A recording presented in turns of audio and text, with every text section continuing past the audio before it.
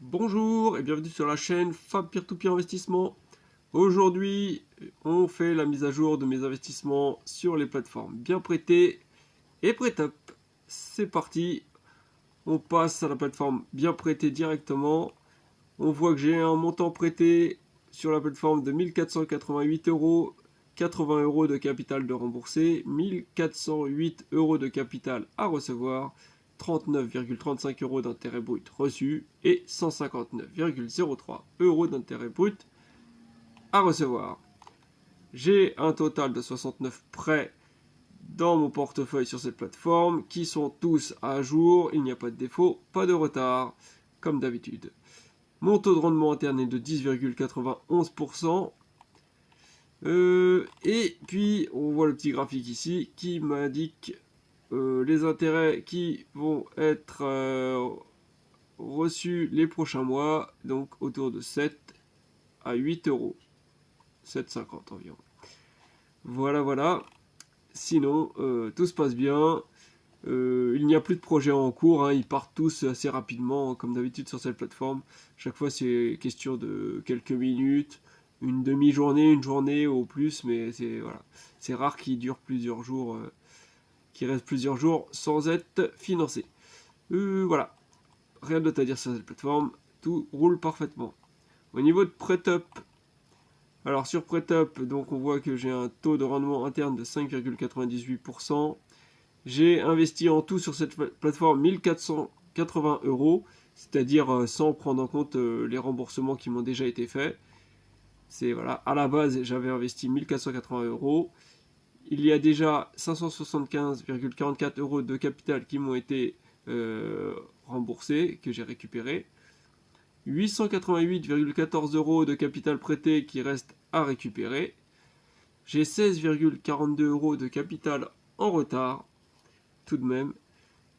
Cumul des intérêts bruts encaissés 112,63, intérêts bruts restant à récupérer 70,12, cumul des intérêts nets versés 78,28, cumul du montant des impôts retenus 34,35. Donc voilà, tout simplement, en additionnant ces deux montants, 78 et 34, on obtient les intérêts bruts encaissés. Et ça donne donc un taux de rentabilité brute de 7,61%. Si on ne prend pas en compte les défauts. Qu'est-ce qu'on pourrait dire d'autre? Prochaine échéance de 36 euros environ, avec environ 6 euros d'intérêt.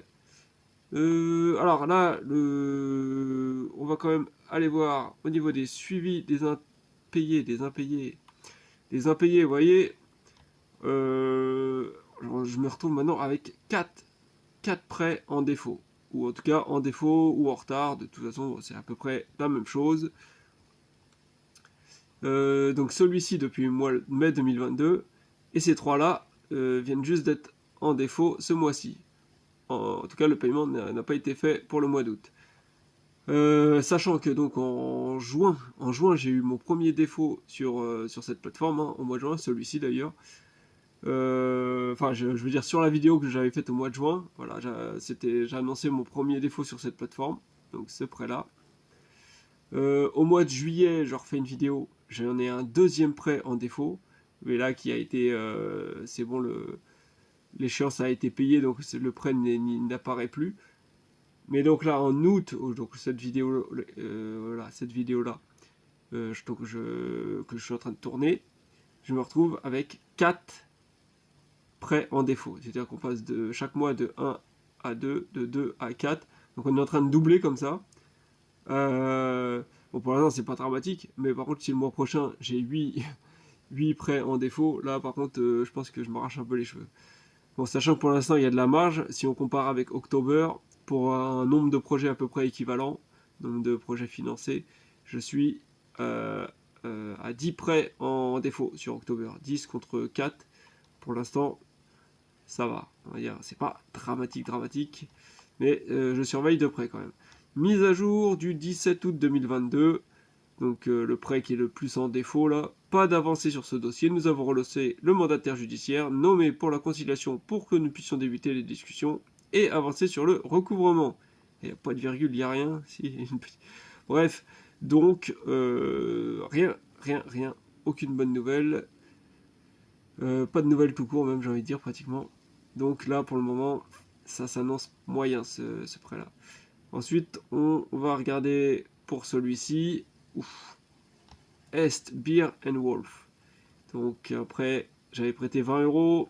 Il devait durer 24 mois. Pour l'instant, il est considéré comme sain. Dernière mise à jour. Le prélèvement de l'échéance d'août n'est pas passé. Nous avons demandé de régulariser l'échéance dans les meilleurs délais. Et ben, par contre, a priori, il n'y a pas de retour du gérant. Puisque on voit que sur ce prêt-là, c'est à peu près le même commentaire. Hein. Mise à jour le 16 août 2022. Le prélèvement de l'échéance d'août n'est pas passé. Nous avons fait le point avec le gérant qui s'est engagé à régulariser l'échéance ces jours-ci. Donc là, il y a une petite différence, c'est qu'il précise que le gérant s'est engagé à régulariser.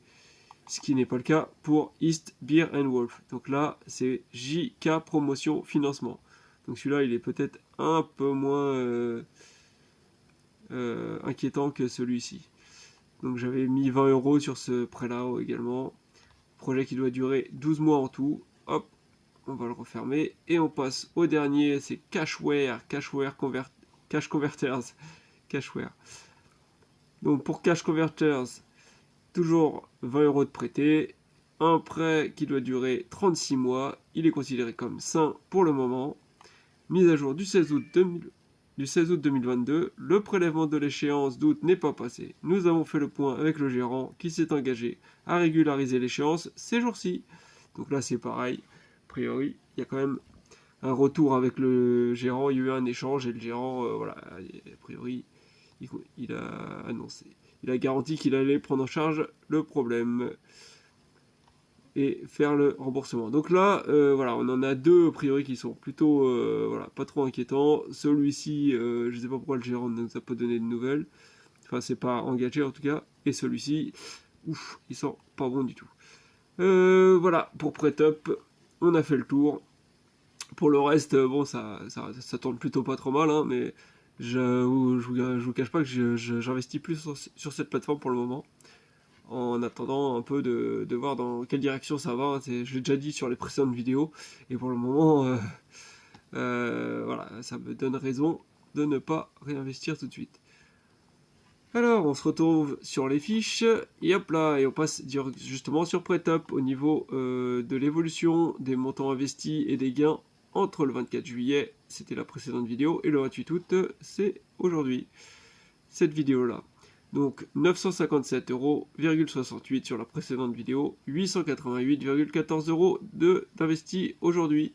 Et donc il y a 69,54 € en moins que j'ai désinvesti. Au niveau des gains, j'étais à 106,24 et ça a évolué à 112,63, soit 6,39 €. Et ce qui donne une performance sur la période, donc environ un mois, de 0,72%. C'est pas mal, c'est stable à peu près sur PrêtUp. Et bon, ça prend en compte quelques défauts et retards, donc voilà, on va dire c'est plutôt pas mal.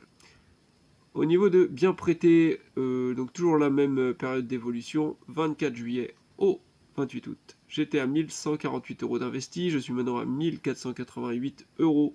Et donc là, ça donne 340 € en plus d'investis sur cette plateforme. Et oui, j'ai fait quelques apports, même pas mal d'apports sur cette plateforme. Au niveau des gains, j'étais à 29,92, on est passé à 39,25. Ça a donc évolué de 9,33 €. Bon, c'est pas des gains énormes, hein, quand 9,33 ça fait pas rêver.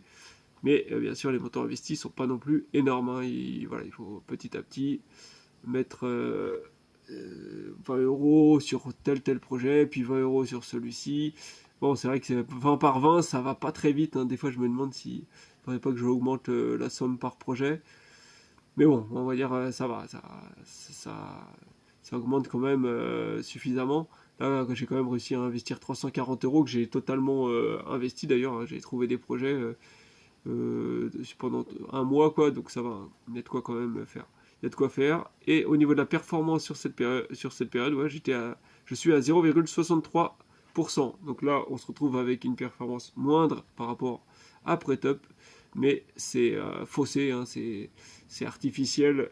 parce que j'ai ajouté ces 340 € qui n'ont pas encore eu le temps de créer des gains supplémentaires. Donc c'est ça qui plombe un peu la performance.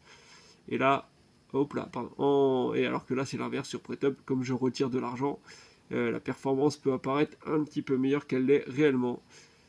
Et voilà, j'ai fait le tour. Donc si vous avez des questions, n'hésitez pas, je réponds aux commentaires. Et sinon, je vous dis à la prochaine. Tchuss!